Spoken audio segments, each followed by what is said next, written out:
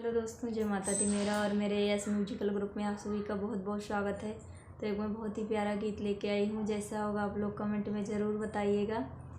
मई बेला फुलवा गुलाब लगैन नदी, मई बेला फुलवा गुलाब लगैन नदी, गुलाब लगैन नदी, गुलाब लगैन नदी, गुलाब लगैन नदी, गुलाब लगैन नदी, मई बेला फुलवा गुलाब लगैन नदी।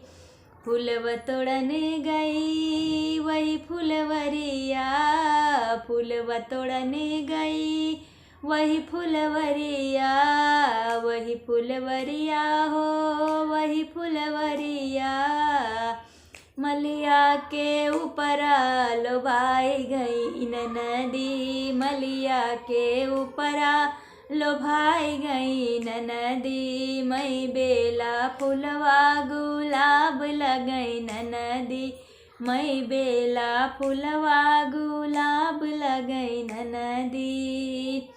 पनिया भरन गई वही रे कुअनवा, वही रे कुअनवा हो वही रे कुअनवा, पनिया भरन गई वही रे कुअनवा, महरा के ऊपर लोभाई गई नदी, महरा के ऊपर लोभाई गई नदी, मई बेला फुलवा गुलाब लगैन नदी, मई बेला फुलवा गुलाब लगैन नदी।